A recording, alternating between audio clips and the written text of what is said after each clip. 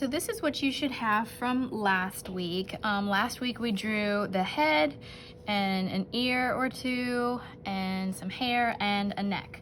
So this is what you should have on your paper right now. Remember last week I told you to put this paper in a safe place so that we could finish it today. And the way that you finish it is you're gonna have to go back onto Schoology and find your roll of Picasso game board. And last week we drew a face from this game board, and now remember, we don't have to play the game anymore. You don't have to have a dice for this part. You get to choose with which eyes you want to draw, which nose you want to draw, and which mouth you want to draw. So also, I told you that you didn't want to do the eyes, the nose, and the mouth on here because we were going to be doing them on pieces of paper that you will be gluing onto your page that you colored last week. So decide what size you want your pieces of paper to be and decide what color you want them to be. Now these are all different colored pieces of paper.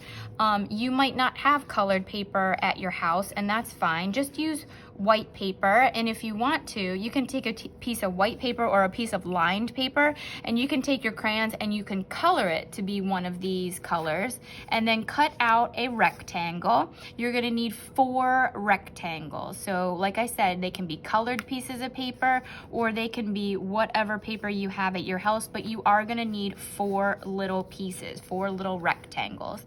And then you have to choose which color do you want for the eyes, and which color do you want for the nose, and which color do you want for the mouth. So I think I like it to look like that. So then use your game board and decide which shape you want for the eyes. So let's say I would like to use this eye, number 1, and so I'll draw that on one of my pieces of paper that I have here. And I'm using a Sharpie. You can use a Sharpie if you want to, or you can use a pencil, or you can use some colors. You can use crayons, colored pencils, markers, whatever you want. I think it looks kind of cool with the Sharpie, so if you have a Sharpie at your house, you could use it. So that's one piece, and then now I need to get another piece of paper and decide which eye I want to do for my second eye.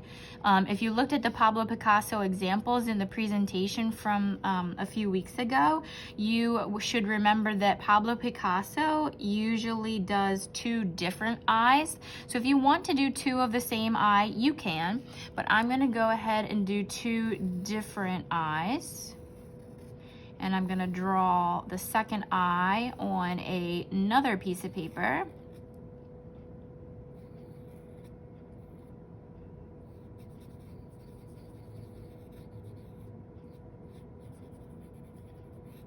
Okay, now I have 2 eyes. Now I'm gonna choose which one I wanna do for the nose.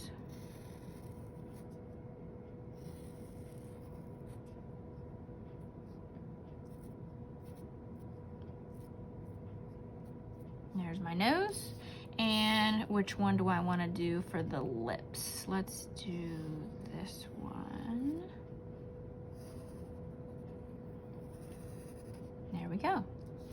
All right, so now you're done with the game board finally. You can put the game board to the side and you're ready to glue. So you just take the pieces of paper and kind of figure out where you want them to be. You do not need to have the eyes right beside each other. You can kind of put one up on the forehead and make it look a little bit more kooky.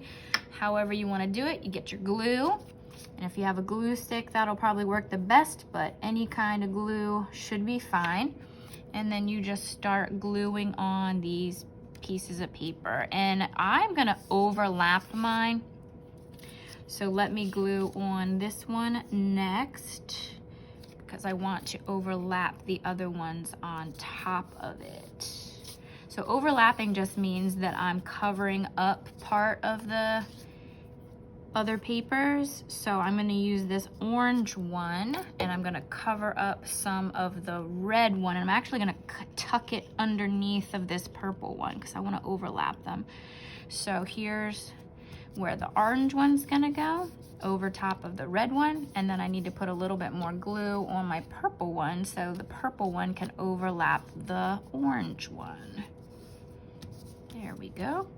And then I need the mouth, and the mouth is gonna overlap a little bit of the red one up here.